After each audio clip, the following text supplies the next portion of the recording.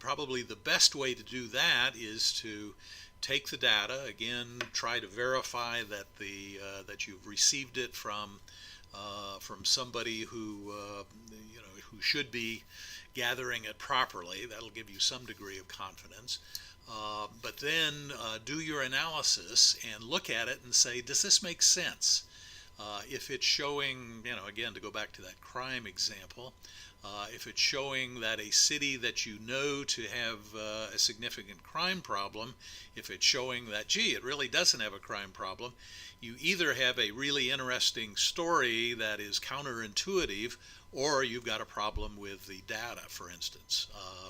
And it may be something that you've done in entering the data in importing it. That may be a mistake you've made. So double and triple checking your results against the reality that you know to be is a very important part of doing this well.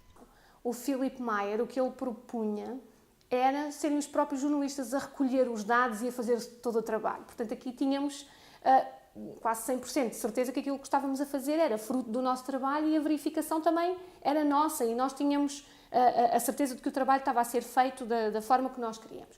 Por exemplo, quando vamos buscar dados a fontes primárias, imaginemos, não é? Qual é que é uma das nossas grandes preocupações? É termos a certeza que são fontes oficiais e confiáveis. Mas atenção, porque, por exemplo, uma fonte oficial pode estar errada. Ou seja, mesmo com as fontes oficiais, nós temos que ter os olhos abertos e temos que ser críticos em relação àquilo que estamos a analisar. Não há propriamente uma ciência para o fazer. É óbvio que é preciso saber de onde é que vêm os dados, não é? Onde é que os estás a ir buscar, quem é que compilou estes dados e saber também com que rigor e com que detalhe eles foram recolhidos. E não só recolhidos, como depois agregados, seja na lista que te disponibilizam, seja já numa folha de Excel que encontres ou que te deem. Portanto, é preciso saber, é a melhor forma de perceber se de facto é um tipo de dados que podem ser usados ou não, é perceber quem é que os recolheu, como é que foram organizados, onde é que estão a ser disponibilizados. E depois na parte em si de ver como é que, no fundo, a dimensão, as características dos dados, perceber se são consistentes ou não. Às vezes há folhas de dados que são muito inconsistentes, que têm erros, que têm falhas, em que as informações não coincidem. Muitas vezes temos valores que depois começas a verificar em detalhe e são valores que já não fazem sentido ou que não dão o resultado que era suposto darem. Portanto, tudo isso são formas de verificar se aqueles dados fazem sentido, se podem ser utilizados numa fase seguinte de análise, para tirar conclusões a partir desses dados. Portanto, tudo isso são exercícios que se vai fazendo. A verificação dos dados depende à partida da origem, não é? Nós já trabalhámos aqui no público sobre dados que são dados oficiais, por isso à partida não há um grande trabalho de verificação que se exija, a não ser que por alguma razão desconfiemos que aqueles dados oficiais, que são dados públicos, estão errados. Depois há dados de outra natureza que convém serem verificados e depende muito da natureza dos dados. Vamos verificá-los por amostragem, vamos pegar num pequeno conjunto e ver de alguma forma se aquilo bate certo e, portanto, depois extrapolar desse conjunto para o resto da base de dados. É uma possibilidade, mas isto depende muito da natureza e da origem dos dados. A verificação faz parte do trabalho jornalístico e, enfim, trabalho a trabalho, percebemos como é que devemos e temos de o verificar. I think verification is super important, and it's treating data as you would any other source. Just because it's a number doesn't mean it's automatically accurate, and you owe it to your readers to look at that data and say, is this right? And test it and check it and ask other people. Pick up the phone and speak to somebody else. There's always reluctance in journalism nowadays, which seems bizarre to me, but to speak to people. And that's how you check if data is verifiable and good.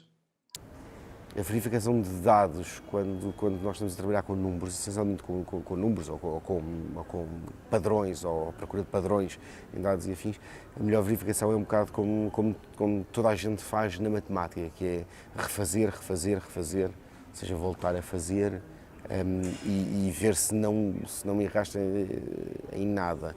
Obviamente que uma outra maneira que é sempre mais segura é teres a revisão por um par, ou seja, alguém que também perceba e que te possa rever as tuas conclusões ou os dados que tu retiraste dos dados e que estás a trabalhar por aí fora. Isso também ajuda, como é óbvio.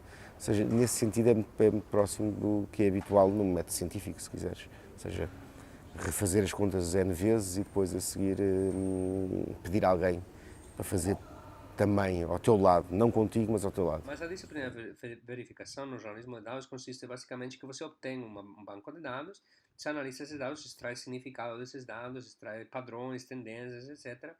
E depois o que o jornalista precisa fazer, que é o que é feito nas melhores redações que fazem jornalismo de dados hoje em dia, como ProPublica, por exemplo, é trabalhar em colaboração com gente que tenha conhecimento profundo do significado desses dados, né? De como esses dados foram gerados e depois do significado deles, né?